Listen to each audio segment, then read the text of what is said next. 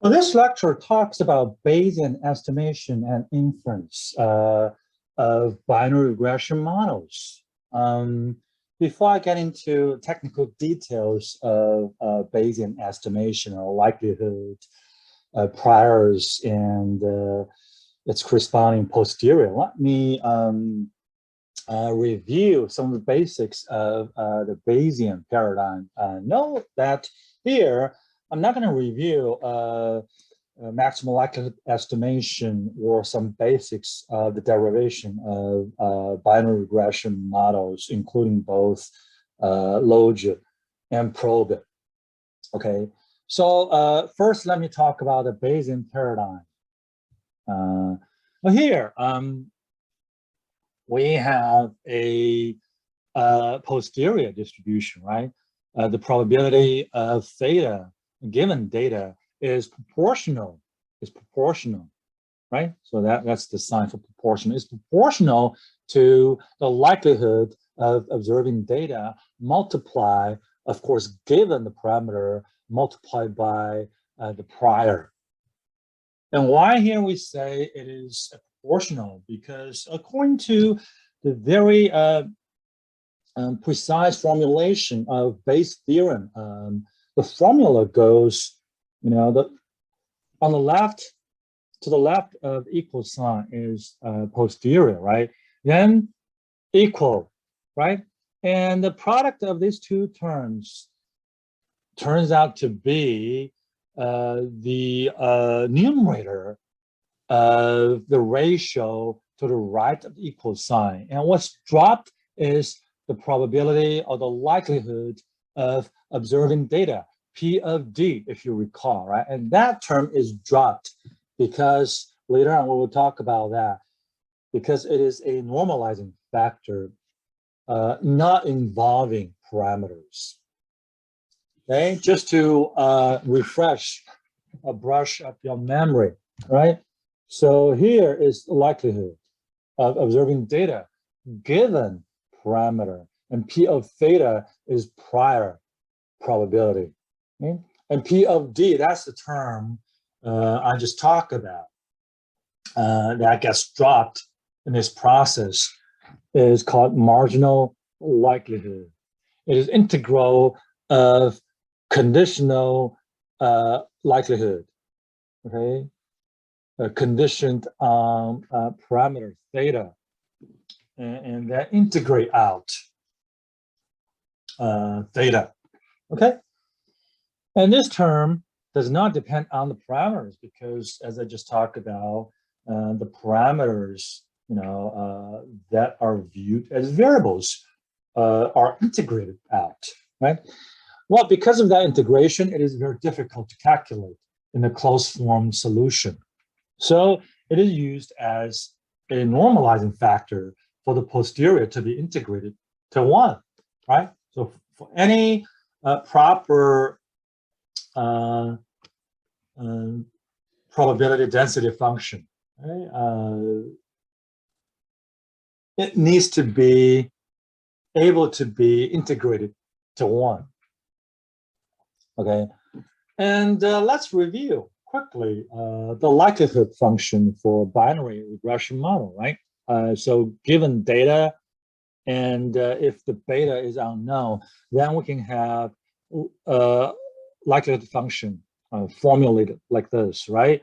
For y equal to 1, we have the cumulative density function expressed like that.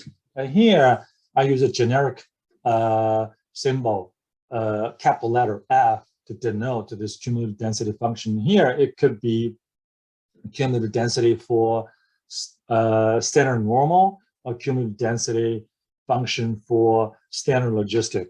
Now, on the right, is the likelihood function for the cases in which the response variable is 0, right? So it's 1 minus that probability, right? The first term is the probability for y equal to 1. Then we use this product sign to denote multiplication, because here we assume that all these cases are independent and identically distributed. And same thing for the cases that in which y equal to 0, and we multiply them through, right? Because of the IID assumption. Okay, so again, this is a likelihood, if you recall, that we just discussed in previous slide. And then we can combine this product sign because, you know, for the cases in which the final response variable is valued 1, we can, you know, put the y to its, you know, power function, because, you know, when y equal to 1, then the likelihood gonna take that part. If y equal to 0, okay, then this term gonna become 1, and that term gonna be factored into the computation or multiplication of this likelihood function, right? Likelihood function, because when y equal to 1, y equal to 0, then this term gonna become 1, and then the subtraction term, okay, this minus term, gonna be factored into the computation. Okay, so that's the likelihood. What about the prior for theta? Well, theta here for binary regression models, they're equivalent of slopes and intercept. So for these theta or slopes and intercepts, we can assume they follow a normal distribution, and that is very common, the most popular practice in Bayesian analysis. And later on, we will talk about some exceptions and guidelines. So for each beta k, including intercept, we argue that I will assume that you know, it follows a normal distribution with its mean equal to this mu and you know, variance equal to a particular value. And its probability density function follows this form, right? Follows this form, right? So that's literally the probability density function for any random variable that follows a normal distribution. And here we assume all beta k's are independent.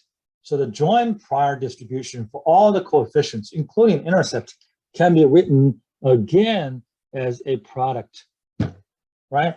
From beta k equal to 0 to beta k, capital letter K, multiply through. So that is the prior. And if we combine these two, it's going to become what?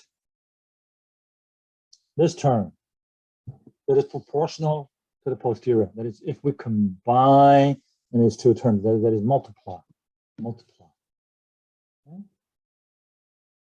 Okay. Now we derive the posterior. What is the next step? Well, we use one of the MCMC methods, either Gibbs sampler, usually random walk metropolis sampler, to sample from this posterior, okay, and get the posterior distribution of the parameters.